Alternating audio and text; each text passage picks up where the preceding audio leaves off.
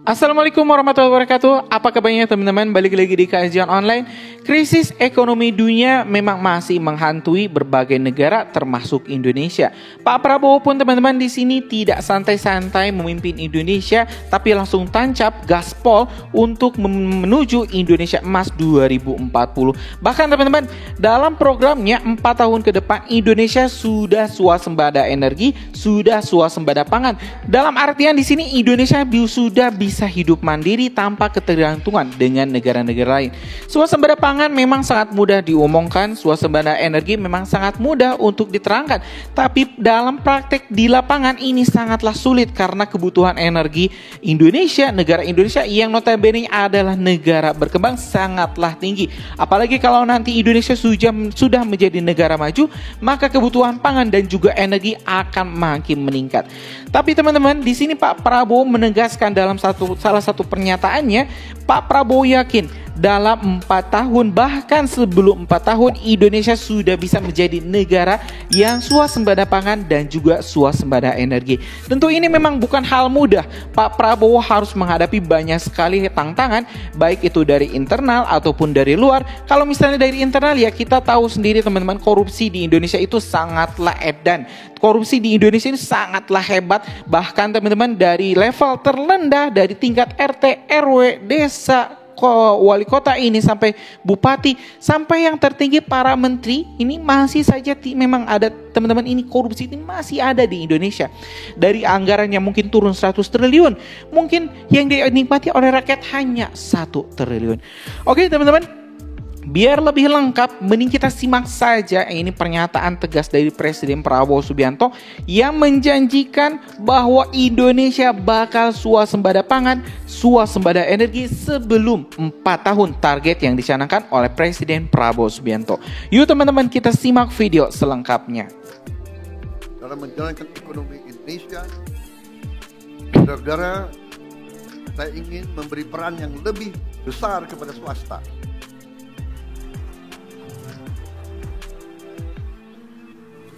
Ada yang mengatakan saya menghentikan proyek-proyek infrastruktur. Tidak benar, saya tidak menghentikan. Saya merubah.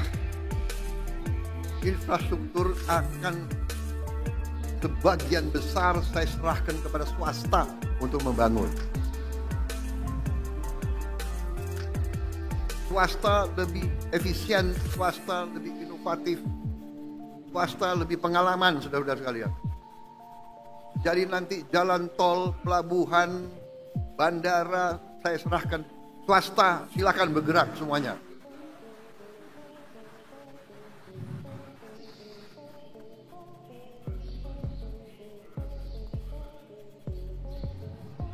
Berkali-kali saya katakan nanti pemerintah akan yang penting-penting dan inti yang menyangkut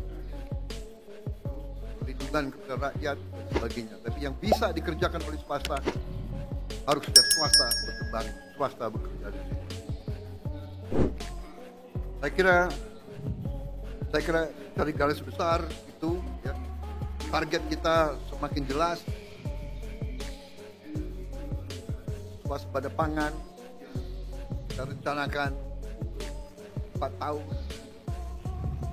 Ternyata kita akan kaget jauh sebelum 4 tahun kita sudah swasembada pangan.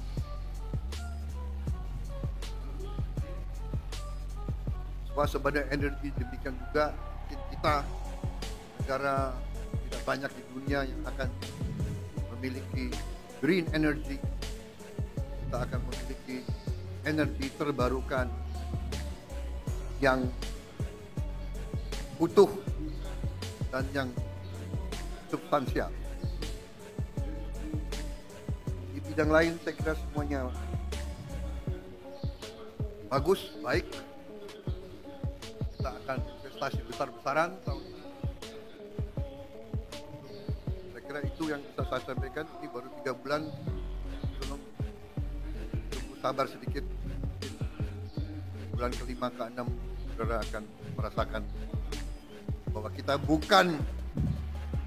bukan jalan as usual. There is no business as usual. Kita sekarang lari, kita akan cepat, kita akan bergerak dengan secepat-cepatnya. Masalahnya sekarang adalah kita harus siapkan sumber daya manusia, kita harus siapkan awaknya, kita harus siapkan manajer-manajer muda, anak-anak muda yang pinter otak, hatinya bersih. Jangan pinter otak, hatinya nggak bersih, bahaya ini. Ya. Kita mau anak-anak muda yang pinter, hatinya merah putih, bekerja keras, bangkit Indonesia semuanya. Saya kira itu dari saya. Terima kasih Saudara Rozan, terima kasih Arsyad, Saudara, terima kasih Anindya dan semua kelompok. Bersaing itu bagus, perbedaan itu biasa, tapi pada saatnya negara sekarang butuh persatuan, butuh kesatuan. Pemimpin harus kompak. Siapa yang nomor 1, nomor 2, nomor 3 tidak masalah. Nanti gantian saja, ya kan? Gantian saja, jangan benar. Semua kira mau jadi presiden enak, ya kan?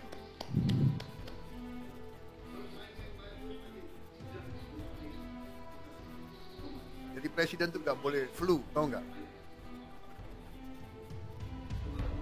Saya kira itu dari saya. Selamat bekerja Kadin. Kita butuh Kadin yang dinamis, pengusaha yang berani, inovatif, ya kan? Kerjasama Indonesia Incorporated, saudara-saudara sekalian.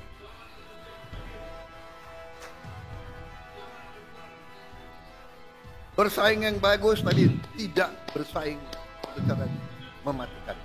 Bersaing, ayo sama-sama menuju kemakmuran bersama. Kita harus makmur. Rakyat butuh kemakmuran. Kemakmuran dipimpin oleh para pengusaha, saudara-saudara sekalian. Wassalamualaikum warahmatullahi wabarakatuh. Ya teman-teman, barusan kita telah mendengarkan pernyataan yang sangat luar biasa dari Presiden Republik Indonesia Bapak Prabowo Subianto yang menegaskan bahwa Indonesia ini adalah negara kaya. Indonesia mampu menjadi negara mandiri, swasembada pangan, swasembada energi. Kita bisa mengelola berbagai harta kekayaan Indonesia dengan sebaik-baiknya. Berbagai program-program positif bisa dijalankan dengan baik. Dan tentu teman-teman, ini Pak Prabowo juga sangat berharap kepada para kadin yang barusan di akhir pidatonya dilantik, para kadin baru. Mudah-mudahan ini para kadin bisa bersaing dengan fair, bersaing dengan baik, dengan sehat, tidak ada persaingan yang mematikan. Karena kita ingin maju bersama, kita ingin sejahtera bersama. Bukan saja Pak Prabowo di sini tidak ingin hanya 1 atau 2 kelompok yang sejahtera, tapi ingin maju bersama. Kesejahteraan adalah hak rakyat, kesejahteraan adalah yang diinginkan rakyat, dan inilah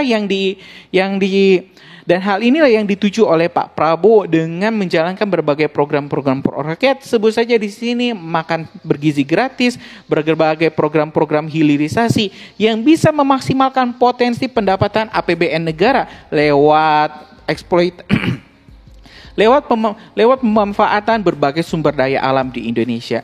Kita tentu yakin teman-teman, masih banyak halangan, masih banyak rintangan yang siap menanti menghalangi Pak Prabowo memimpin bangsa Indonesia menuju Indonesia Emas 2040.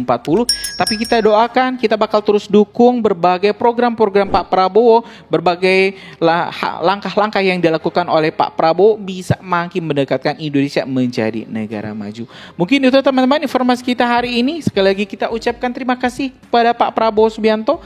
Mudah-mudahan Pak Prabowo dilancarkan segala urusannya. Mudah-mudahan Pak Prabowo diberikan kesuksesan memimpin bangsa Indonesia.